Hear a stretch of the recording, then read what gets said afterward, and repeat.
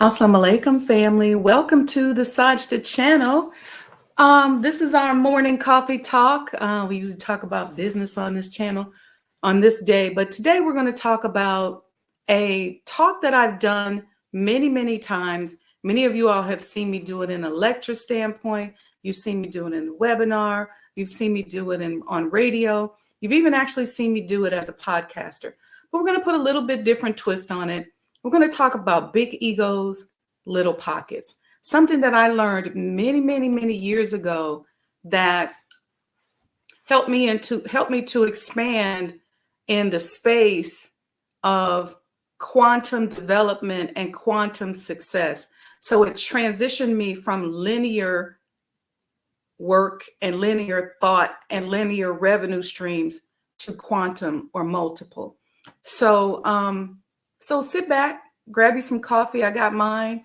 And we'll be back in a couple of minutes after these quick commercials. And we're going to talk about big ego, little pocket. See you in a few.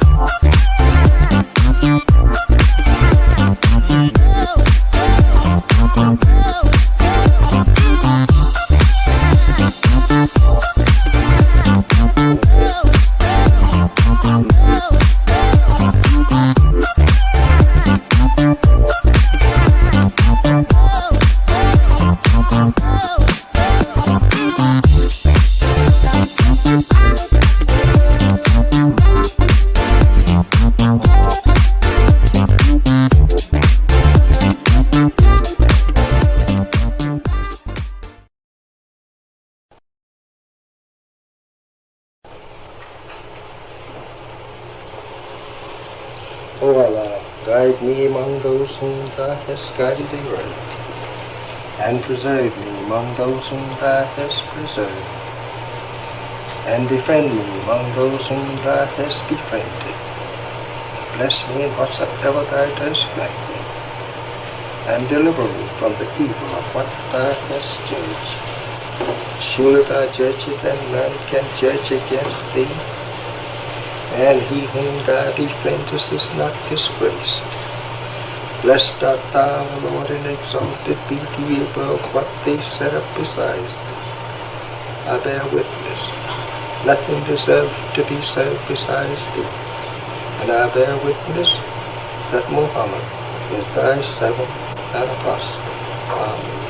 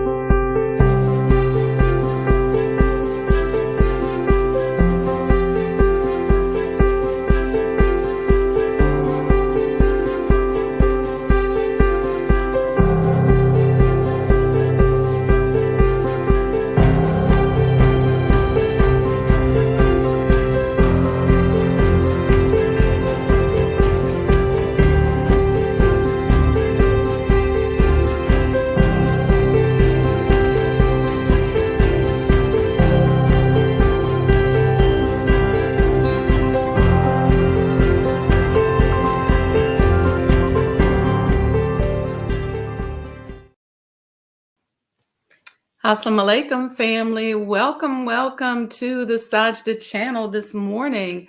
How's everybody doing? I pray you all are extremely well. I wanted to tell you guys, I thought that yesterday was an exceptionally good show, but YouTube didn't think so. So they took it down. They said that we violated community guidelines. There were two things that I think that they probably took issue with. One was we discussed a little bit about the vaccines, and then we talked about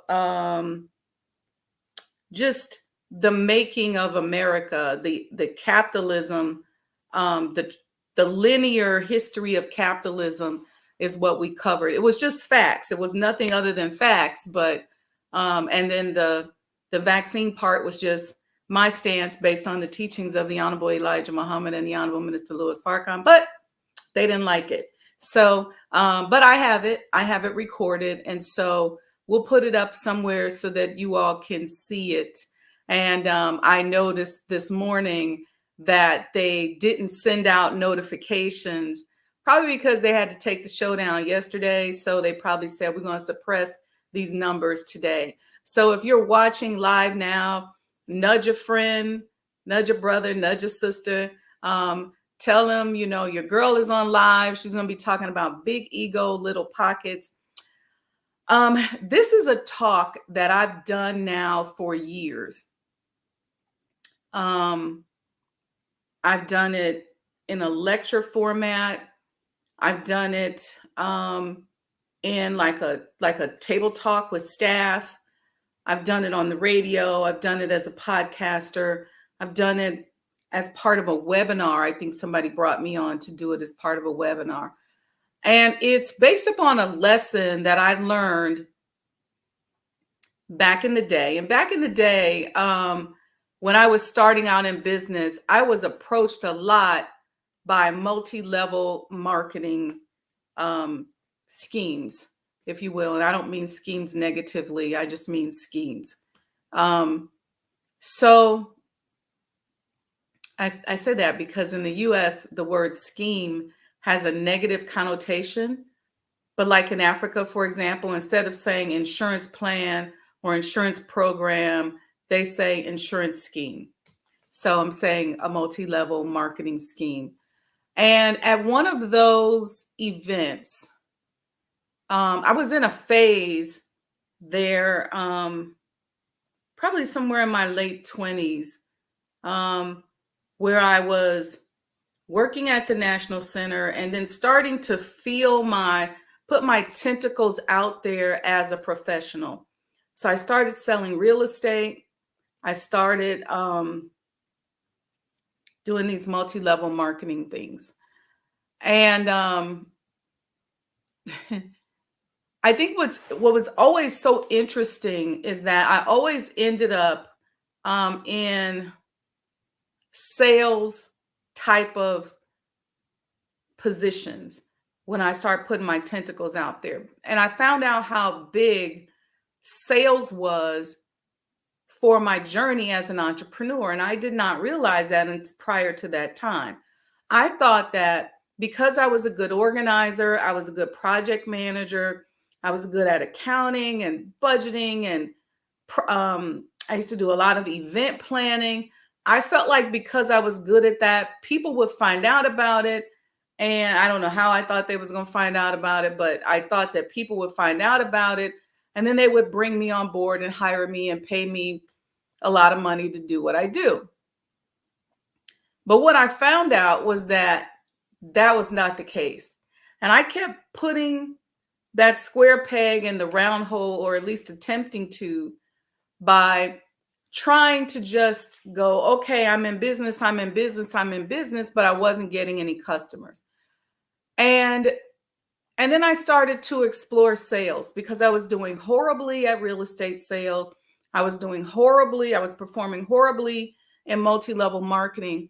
And then I thought, but I know a lot of people. So I'm like trying to put all of these pieces together. And I remember sitting in my apartment saying, I know hundreds of thousands of people. There's no reason why I can't sell stuff. And I know people that are looking to buy the things that I'm selling. I was selling telephone services and I was selling real estate. I was like, this is ingenious. Why? What's my problem? And as I really started to be honest with myself, one attribute that I have is that I am blessed to have the ability to just be honest with myself and to be able to go inside of myself and say, what are you doing? What are you not doing? What could you be doing better? Something happened. I'm real big on, all right, how did I represent myself in that situation? Was there anything I could have done better? I can't control their ignorance. I'm not going to validate that person's lack or whatever, but I'm going to validate who I am. And I'm going to use this as a teachable moment. And so it's kind of the way I've run my life for many, many years. And I would just do an evaluation. And so in doing that evaluation, I started to realize that there were two primary reasons why I couldn't sell. My ego was big. My ego was big because I had come from a background with good grades. I was always the top of the class. I was the best of the best. And I was good at what I did. And I felt like people should just know. People should just know it. I should just be able to come around and hang around and people see who I am and see what I do. Ooh, big, big mistake. Big mistake. And then when it came to sales, a lot of the sales techniques of, getting your lead sheets, putting everything together, learning how to talk, learning how to put a pitch together, all of that, my ego was too big for that. Also because in college, I was taught some hierarchy about entrepreneurship versus being in the corporate space. And it was supported in a sense by my upbringing. What do I mean by that? My parents had corporate jobs, but they also had like what they would call like a side hustle or entrepreneurship endeavors, which I loved. But the entrepreneurship endeavors never really outranked the corporate jobs.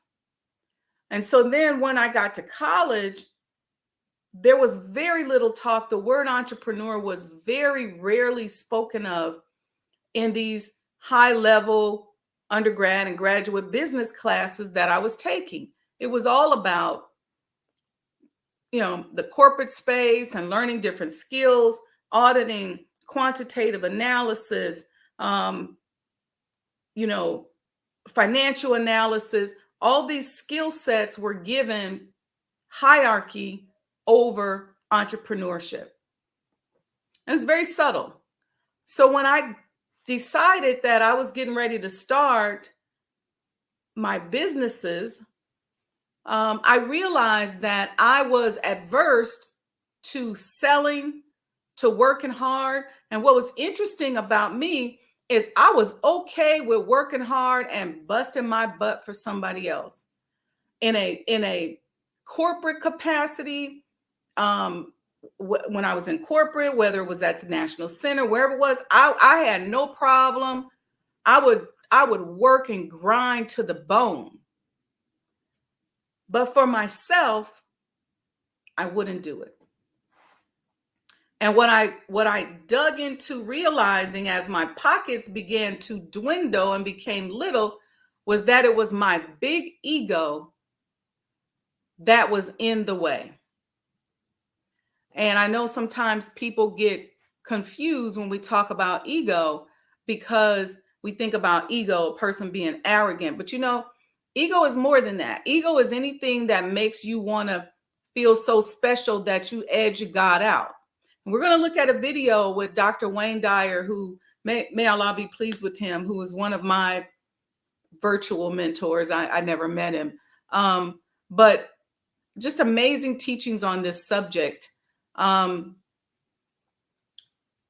before I started going deeper into Wayne Dyer and some of these other studies, our study guides in the Nation of Islam, called Self-Improvement, the Basis of Community Development, is an amazing healing tool for these types of things. And then I found that I wanted to go deeper because I wanted to share it. And even in some of the classes that I taught, I would share things about the ego. Because even for a lot of people, when they convert to Islam, it's the ego that gets in the way, right? So we come in, we feel like we know some stuff. Usually it's not until you hit rock bottom that you're like, look, I don't care. Islam comes after all else fails. What y'all got? But a lot of people don't come in after hitting rock bottom. A lot of people are right there on the edge. It's interesting. It's cool. And even if they do come in, it's really an ego-based entrance, because it's like, I love this. I could do this. And then they start to see where maybe they could feel special, more special maybe than they were out in the world. And so they come on in, and that ego continues to drive them as they navigate their life as a Muslim or a Christian. Very real talk. So this ego thing, this nasty thing where we edge God out, is something that we have to explore. Now, in the context of conscious entrepreneurship, it's big ego, little pockets. Okay. It's big ego, deprived community. Okay. It's big ego, and you're functioning on a very linear level. You're not quantum, you're not multifactorial, you're very linear, because the ego is just looking for ways in which it can feel good. And it doesn't care if it can feel especially good or especially bad, right? Because a person can be sick and make themselves sick because of their big ego. Because in being sick, they get attention. They get to talk about it. They get to be able to show that they're special. They make up stuff about the doctor, talking about how they're a miracle and how they're all of that. And the doctor said that they never seen nobody like me before. And, they get to do all of that kind of stuff. So that's ego too. So let's look at this video from Dr. Wayne Dyer. He's talking about the ego. And I think it's something that we really, really have to focus on, because the whole coming of Master Prophet Muhammad, the presence of God in the world, is about a quantum dimension change. It's a shift that we all have to be ready for. And we're on the cusp of another big shift that we've been getting ready for a number of years. But if we don't work on this ego stuff, we're going to be stuck out there in this old dimension, and we're not going to receive the information, the revelation. We're not going to understand how to move and how to roll after this next quantum transition takes place. All right. Let's see what we got here. Years back called Change Your Thoughts, Change Your Life, which was based upon the ancient teachings of Lao Tzu in a book called the Tao Te Ching. Lao Tzu reminds us that all being originates in non-being. Jesus put it this way in the New Testament: it's the spirit that gives life. That you didn't really come from your parents. You really, all of us came from this place called spirit. When you showed up here in this world, you showed up here from a tiny little drop of human protoplasm, a speck, if you will, and everything that was in that little speck that became you, everything that you needed was in that tiny little speck. One of the most important metaphors that I ever use is that the first 9 months of your life, from the moment of your conception until the moment of your birth, everything was being handled for you. There was nothing for you to do. You don't get consumed with the color your eyes are going to be or what your body is going to look like. It's all taken care of for you. You just surrender. I call it a future pull. And it's pulling you in the direction of whatever it is that you were supposed to be. And to me, it's not too great a stretch to say if everything you needed for the physical journey was already handled in there, then why not everything for the rest of the journey as well? All of your purpose, it's in there. All of what your personality, it's in there. Everything that you were to be, not just the physical you, but everything, if you just let go and allow. And so we're born. And we look at this beautiful little creature. As parents, I have 8 children. I've seen it happen many times. And you look at this beautiful little child and you look at it and you say, great work, God. Great work. Couldn't be any better. We'll take over from here. And then we're surrounded by all these people, our family, our culture, wherever we go. And we begin to be told that we can't really trust in who we are. We have to trust in something outside of ourselves. And we're on a journey towards ambition.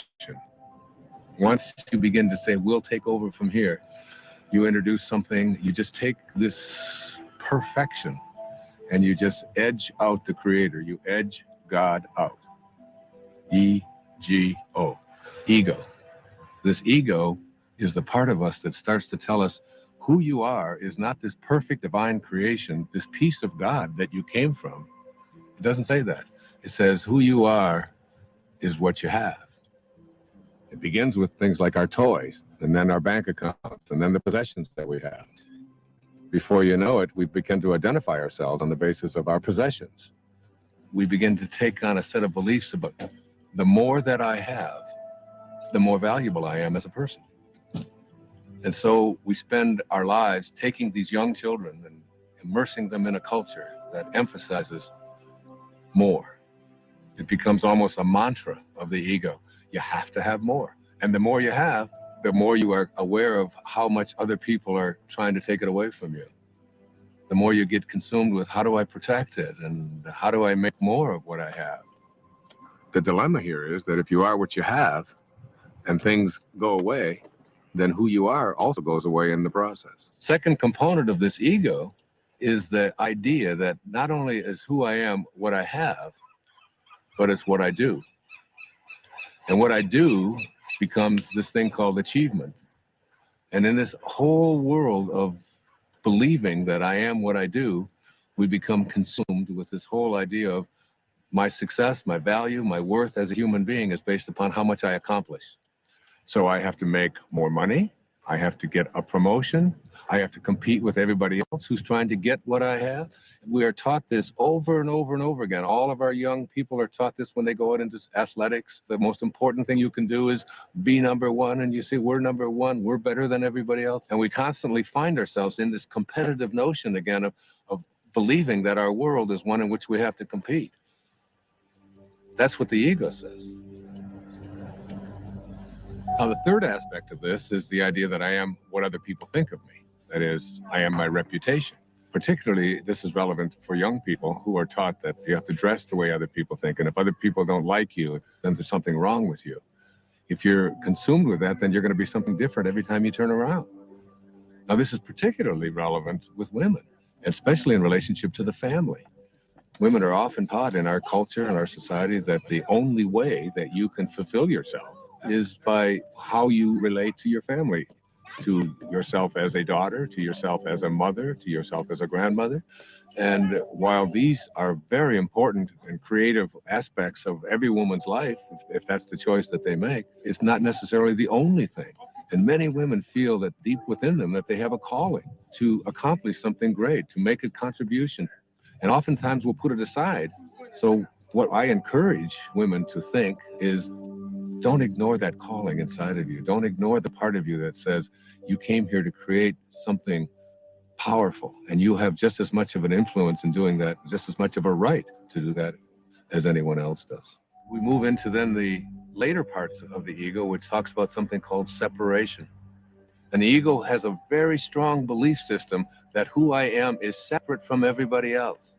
And then another component of the ego teaches us that I'm also separate from everything that's missing in my life, from all the things that I'd like to have.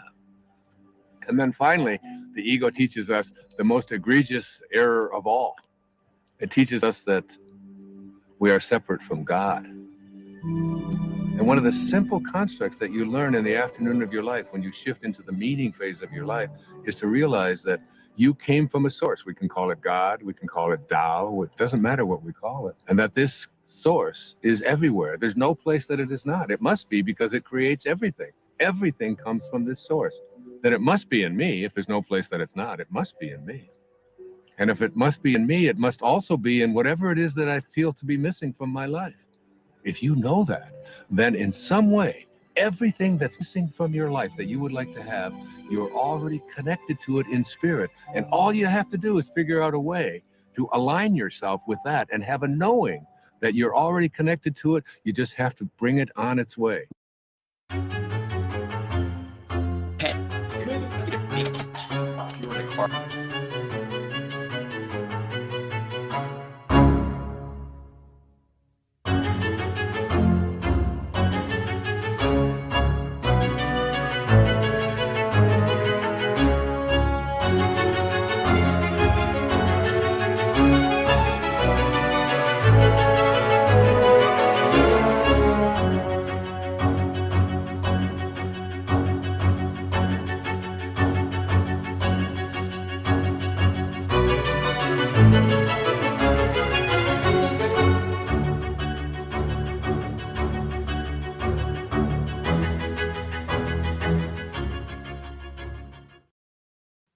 We're back. You're tuned into the Sajdah channel, and we've been talking about big egos, little pockets this morning. And that was a very powerful video from Dr. Wayne Dyer, may Allah be pleased with him, who spoke about the machinations, the development of the ego. And so I encourage some of his work. I also encourage our self-improvement study guides for those of you who have access to that. And I also encourage you to get a coach. You saw my coaching video. I do a lot of coaching to help people dissolve these aspects of their ego. There's a part of your ego that is necessary.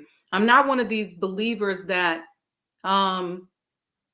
no ego, that you should not have ego, because your ego is what helps define the sovereignty of who you are as an individual.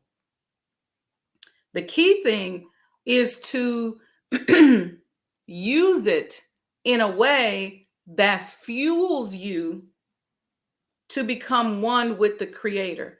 And as I mentioned before we went to the video, we are moving into a space where a major shift is about to happen in the universe.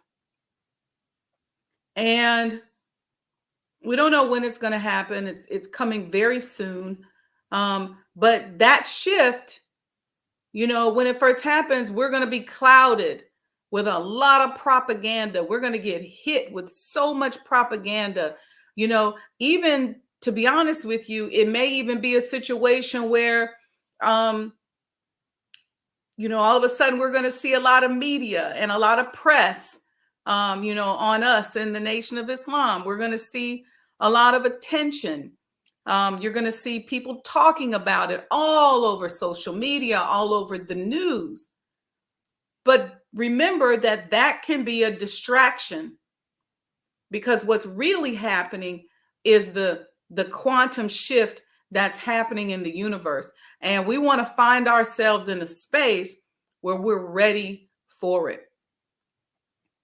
We got to find a space where we're ready for it. We want to find a space where we're open enough, subsequent to the transition and during the transition, and even now, because it's starting to happen now, where we can receive messages and energy and downloads that help to govern how we move, how we open our businesses, how we teach our children, how we handle one another, how we settle our differences, how we make a commitment to one another that is above and beyond, that's unconditional, how we make unconditional commitments to one another.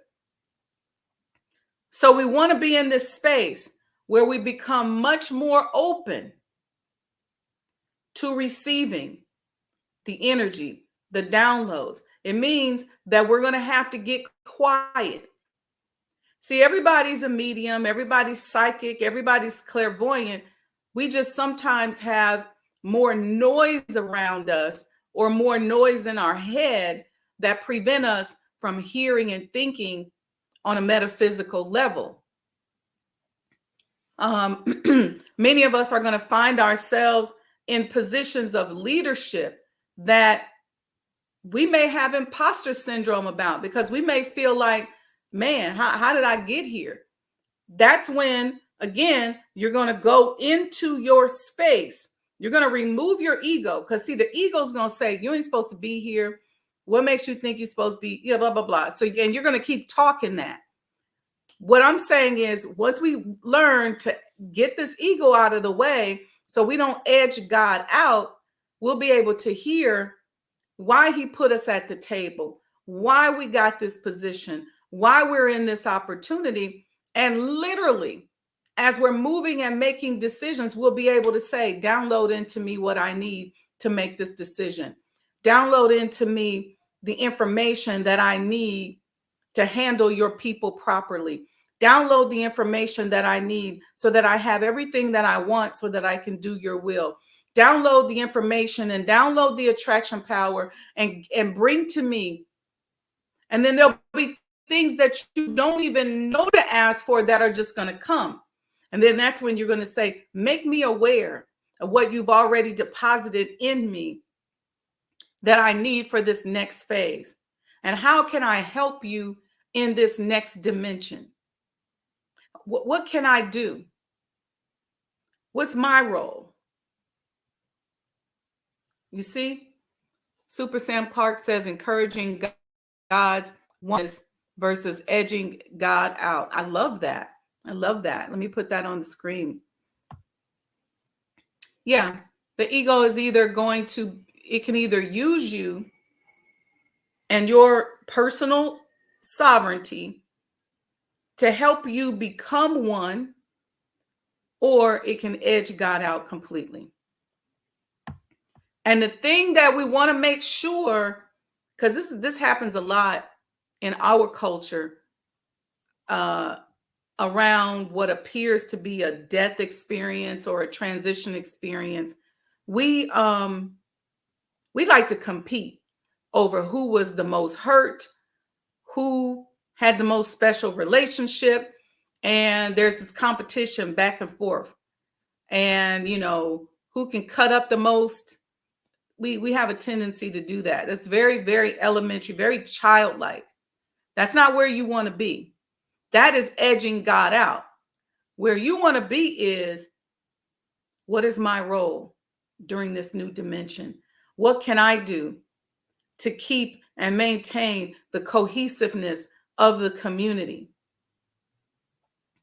How can I be a role model of submission? Right?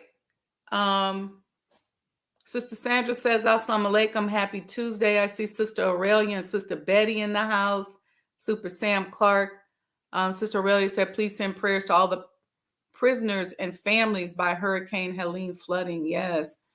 We'll do that at the end. So this morning, I told Allah that I wanted to kind of revive my big ego, little pockets talk. And he said to me, the Spirit said to me, you have to do it now in conjunction with the upcoming transition that is happening, to help support and prepare people for that transition. Not so much to brace them for it, but so that we're in position. on our posts. Okay. And a lot of times as business people, we are leaders of the community, whether we choose to be or not. Right? So you may be operating a business. I mean, think about during the riots. You know, your business was probably something pivotal. A lot of people put Black-owned business in their windows, and they were out there during the riots, making sure that nobody come and bust up their stuff. But what do we do in a case where there's some kind of massive, what do we do when the world packages an incident as a massive negative thing? And it's not really that. Are we prepared to manifest in the face of controversy? I've been talking about this for years now on the Sajdah channel, manifesting in the face of controversy, meaning the media and people are saying one thing, like they said, the Honorable Elijah Muhammad is dead. Here's a funeral. The world mourns the loss. You saw the headlines. But so we've been through this once. And so now let's start getting ourselves ready to be so in tune and so tied into one another that we come together and put all the puzzle pieces together in the midst of whatever the world is saying, so that that spiritual army is ready to receive instructions and we can continue to move forward as instructed. Big ego, little pockets. And it seems shallow on the surface, but everything is little. Your pockets, your resources will be small, especially during that time if your ego is out of control. And I'm not talking about just being arrogant. Some of us are scary and fearful people because of our ego. Meaning what? A lot of us don't get up off the couch to do anything. We play everything safe, everything scripted, really because we're scary. We're afraid. What are we afraid of? We don't want to admit it. We're afraid of being hurt. We're afraid of being sad. We're afraid of not looking perfect. We're afraid of not checking all the boxes. And so that person too has a big ego, because it's the ego that's telling you, man, you better be careful because they're going to hurt you. Man, you better not go over there because something's going to happen. Man, you better be cool because blah, blah, blah. You know, don't look like you really down with them because somebody might think something of it, but it's so stupid. I could go into that. It's just so silly. So the point that I'm making is working on the ego right now, starting today, whether it's a good ego or a bad ego, whether it's a sad ego or a happy ego. Okay? Whatever your ego, however your ego shows up in your life, your ego may show up as your massive insecurity. And it's your massive insecurity that has become a God in your life that you now worship and obey and bow down to. That's your ego. It could be your massive distrust of other people that runs your life, that rules your life, that you bow down to. That's your ego. Because the ego is saying, I'm gonna keep myself special because I'm gonna keep reminding you about how much you don't trust people. And so now the ego is running your life because the ego is able to be special, especially bad though, but special because it's going to keep its voice louder in your head than the voice of God. So if the ego is over here saying, don't trust people, they're going to hurt you, stay sick, Because when you're sick, you get attention, people bring you food. Whatever that ego's over there telling you, and your body in a subconscious way, your body, which is your subconscious mind, is responding to it. These are the things we want to dissect through. Okay. I only have a few weeks left where I'm going to be doing individual coaching sessions. So if you want to book me for a coaching session, got to do it now. It's book Sajdah Wendy Muhammad. If you buy one, I'll give you one for free as a follow-up, because it looks like after November, I'm going to have to suspend my individual coaching services. So I have some public speaking events. If you want to book me for one of your events to come and present and talk, I have some of those in November. Super Smack Sam Clark says, so the paralysis of analysis is ego. Yeah, when you are an over analyzer and you're analyzing because the ego's telling you, you got to get it right. You got to seem like you're the smartest. You got to seem like you know everything on both sides. That's the ego telling you that that's what you need to do. And that ego will get louder. And let me tell you, in business, I was dealing with this when I first started working with Dr. Dormo at the surgery center. And he helped me because I thought I had worked my way up out of this. But as we were building, I didn't want to open because I was in a paralysis of analysis state, Brother Sam, because I wasn't ready. I had this whole checklist. This ain't open. This ain't ready. We can't do this. We can't. Oh my God. And it was like little things. And so he was saying to me, well, we're opening Monday. And I was like, we can't. We ain't ready. And he was like, well, what? And he got real irritated. He said, well, what we got to do? So as I started listing the things on my checklist, I started realizing it was small, but my ego was still saying, you can't go out like that. And he said, we going. We getting ready to open. We pulling the trigger. And I was like, oh my God.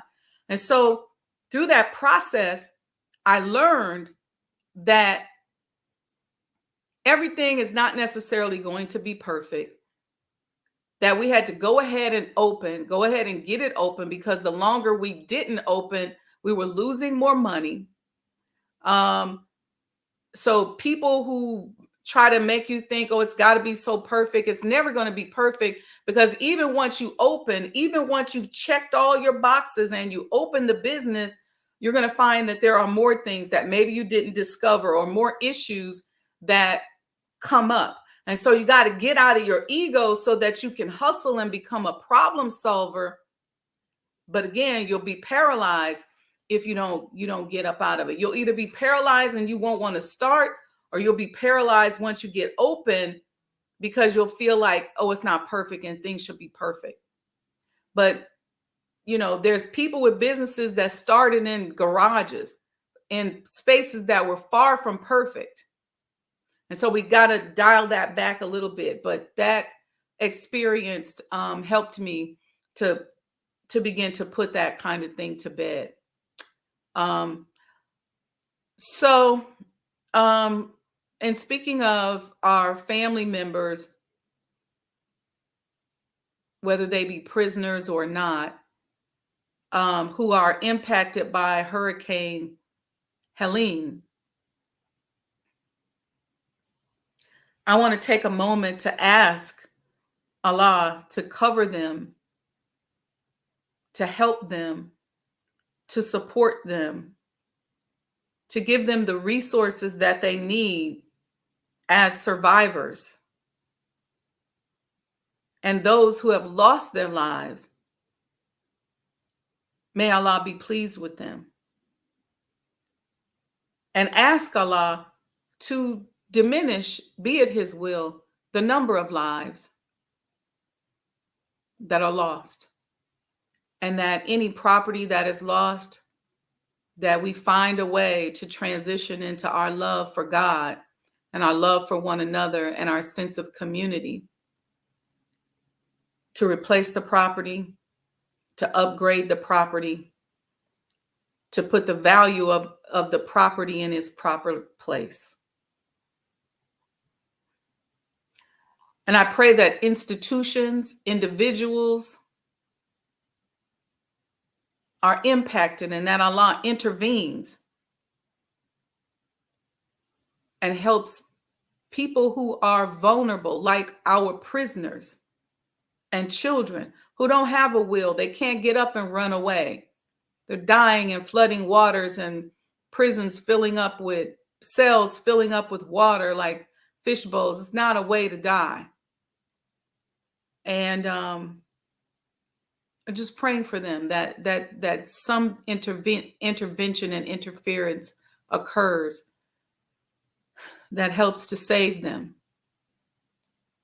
Let's start thinking about our families right now.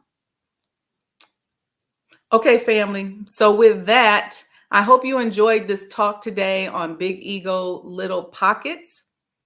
Let me know in the chat if you did. Hit that super chat button. Make sure you support. This is information that we give, that I give based on my experience and downloads that I receive that I have to share. I can't just hold on to it. So I just ask that you give something in return. Give a love offering. Go to Sajdah Enterprises. Thank you to all of you who have done so. You can go to Cash App, Sajdah Enterprises. You can Zelle me at wendy100m@gmail.com. Thank you for those who have done that. You can hit that super chat button down there at the bottom right. Say something in the chat. Give a few dollars there as well. So thank you, thank you, thank you, thank you. All praises due to Allah. Did y'all get y'all Sajdah Oud oils yet? You should. I'm telling you, even the holidays are coming up and many of us will be having people over, friends over. Y'all don't act like y'all not getting ready to have folks over.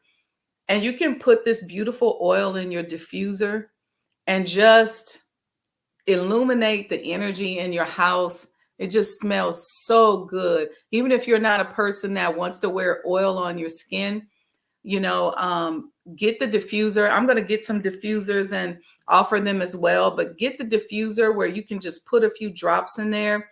And trust me, if you could see how good it smells right now in my house, because I just put a few drops in the diffuser. I also have or you can also do it this way with incense. If you burn like wood incense, you can just put a couple drops on the wood. But amazing smell, amazing smell. It was curated with prayer and intention. And I really, really, really, really pray that you all would get it. So we're asking Master Fard Muhammad, we're asking the mighty three of them, the Honorable Elijah Muhammad and the Honorable Minister Louis Farrakhan, to bless us, have mercy on us, and most importantly, that we're grateful for their presence and their intervention in our affairs. And so anything that we asked today, that we sent up today as a prayer, a request, a download, whatever, we ask in their names.